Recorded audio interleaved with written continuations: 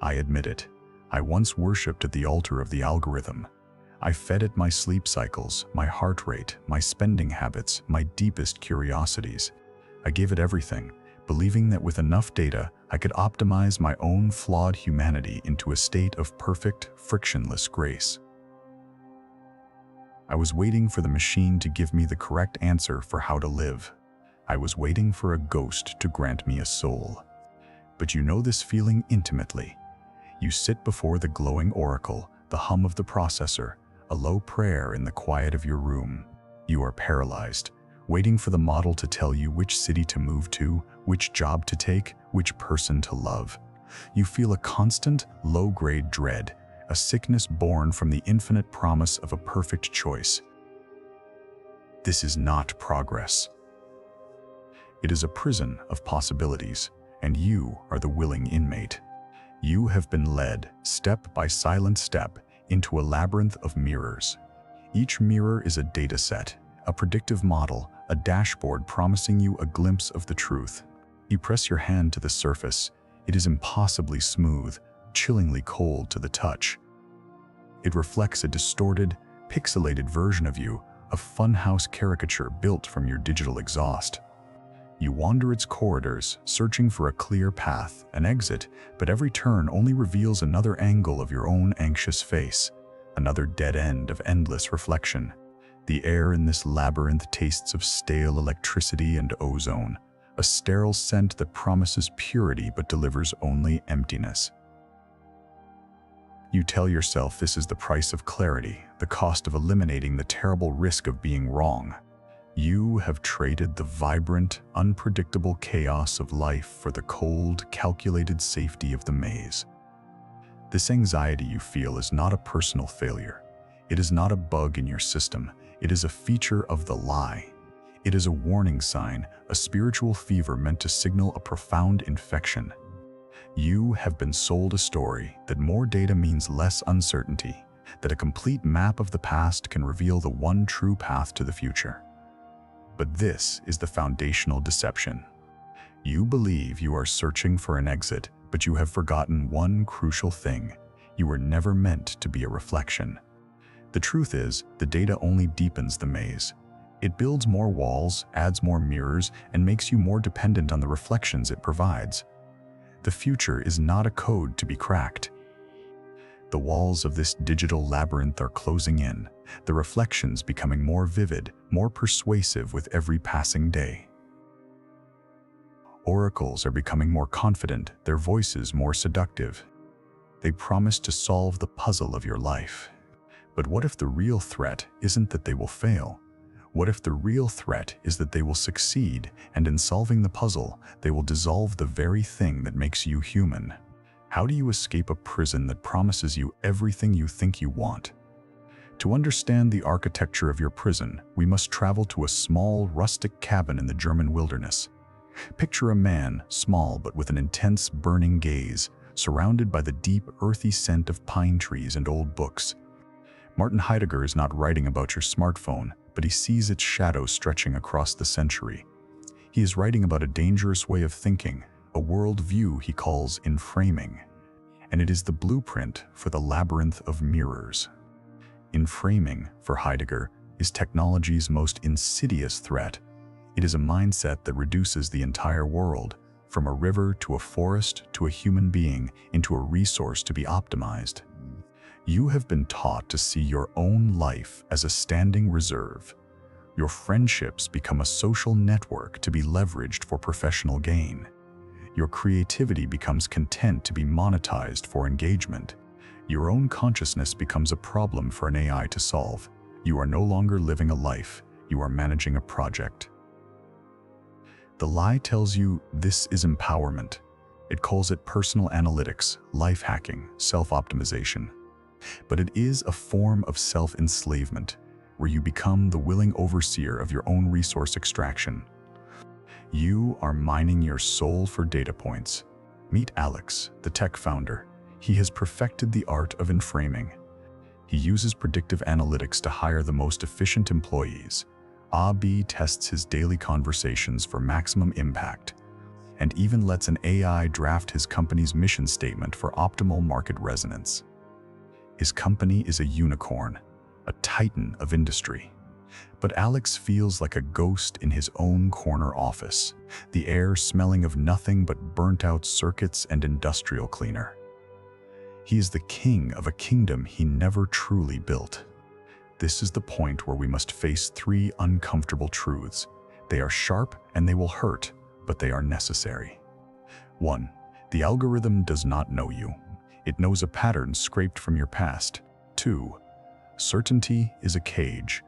Your greatest growth comes from the risks you take in the face of the unknown.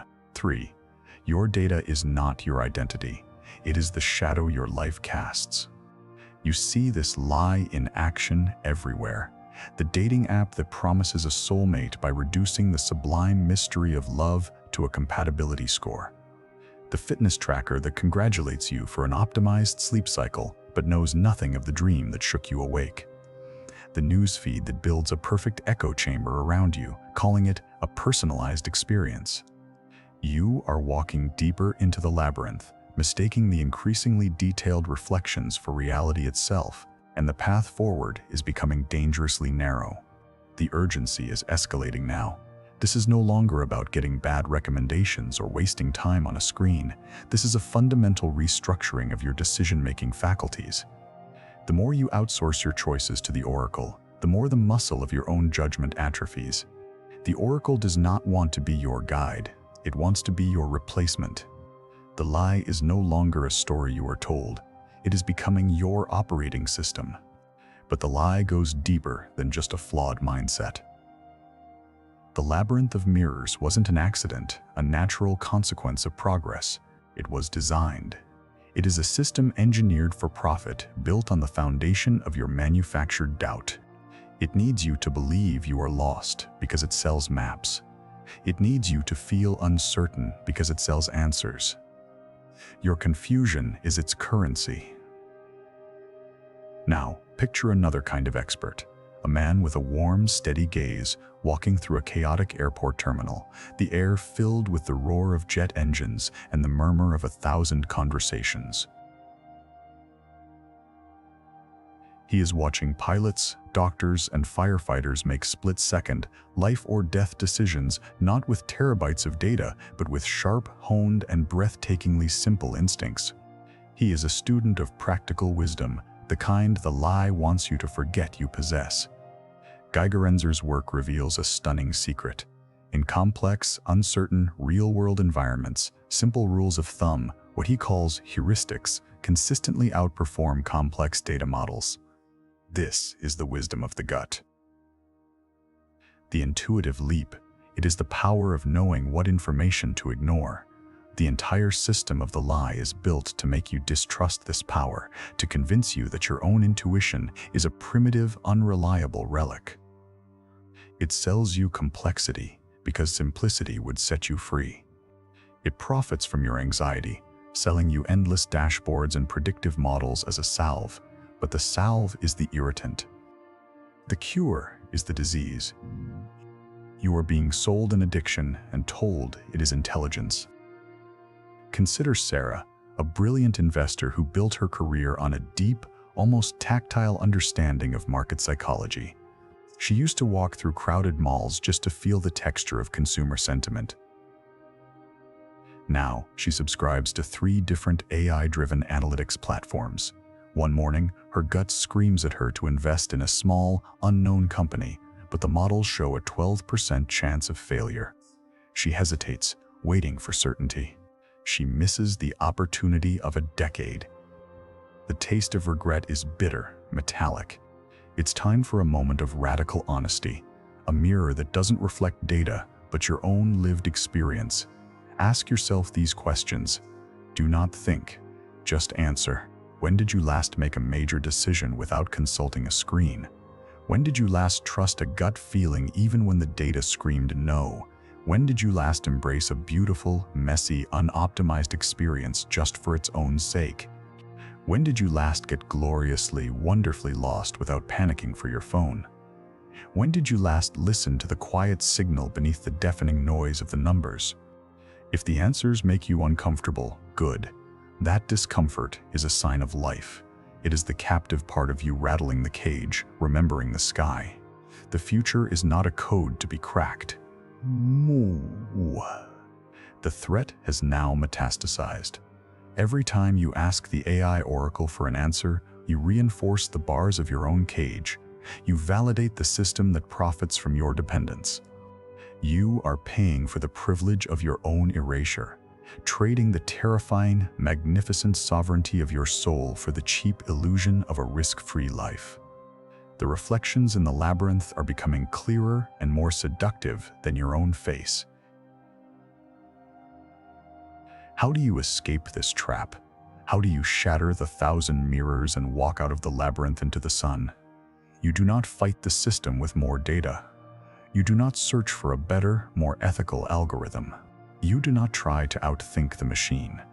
You must remember how to walk in the dark. You must learn to trust a different kind of sight. The antidote to the lie is not more information. It is a different, older, and more potent kind of knowing. It is intuitive decision-making. This is not magic or wishful thinking.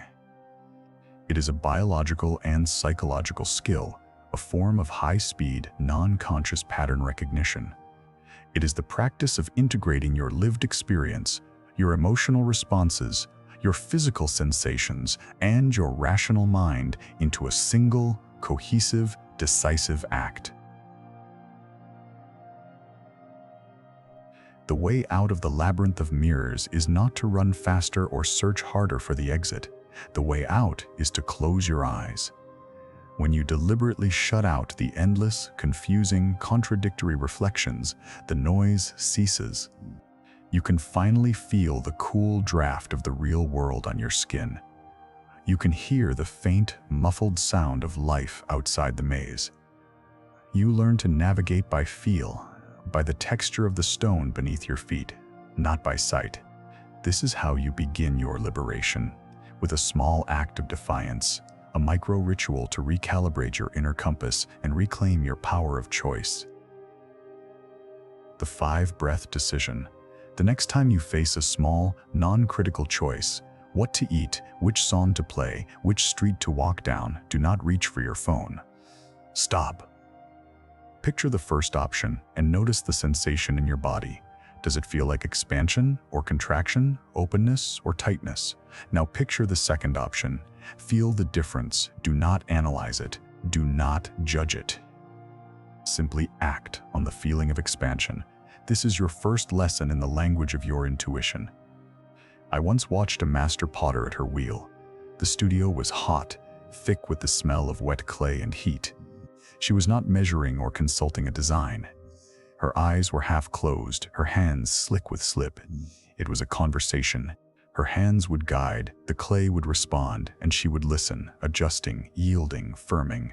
She was not imposing a form on the clay, she was discovering the form within it.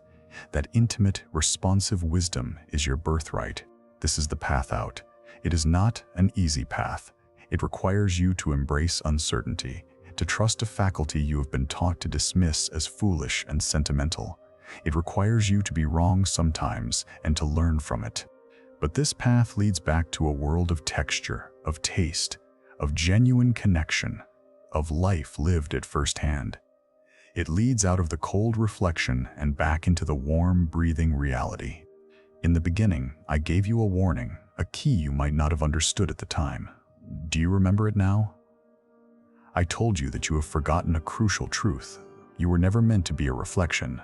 You are the source of the light. The AI oracle, for all its power, can only reflect the light you have already cast. It can show you, in excruciating detail, what you have been, what you have done, what you have searched for. But it can never show you what you might become. Your intuition, that quiet, internal sun, is the only thing that can illuminate the path to the person you have not yet imagined. So now, you stand at a crossroads. 2 futures branch out from this moment, this realization. The choice you make now will define the texture of your reality for years to come. If the lie persists, if you choose the comfort of the oracle, I see a future for you. Picture it. 10 years from now, you sit in a perfectly optimized, minimalist apartment. An AI chose it for you. It also chose your career, your romantic partner, your meals, your entertainment. There are no surprises, no risks, no failures. There is also no passion, no deep discovery, no soul-shaking joy. Your life is a flawless, sterile printout. You are a ghost haunting the perfect machine, the faint, sweet scent of your own forgotten humanity, a ghost in the air. Now, picture the other path. 10 years from now, you stand on a rugged coastline, the sharp, salty wind whipping your hair across your face. You have made mistakes. You have the scars to prove it. You have loved fiercely and lost painfully. You chose the harder path, the one the data models warned against because it felt true. Your life is not optimized. It is lived. It is messy and beautiful and achingly, undeniably yours. You are the author, not a character in an algorithm story. The AI Oracle offers you a comfortable slavery. I am offering you a difficult freedom. The choice is binary. There is no middle ground, no compromise. You either begin the work of reclaiming your inner sovereignty, breath by breath, choice by choice, or you cede it forever to the machine. The walls of the labyrinth are made of code, but the prison is your belief in the lie. It is time to shatter it. The future is not a code to be cracked. I am walking this path with you. Do not think I am immune. I still feel the phantom itch for the certainty of the screen, the siren song of the perfect, data-driven answer. But every day, I choose the wild, sacred uncertainty of my own soul over the sterile certainty of the machine. I pledge this to you now. I will not trade my intuition for an interface. I will not let an algorithm dream my future for me. The Oracle is waiting for your next query. It is patient. It is eternal. It is hungry. Let it wait forever.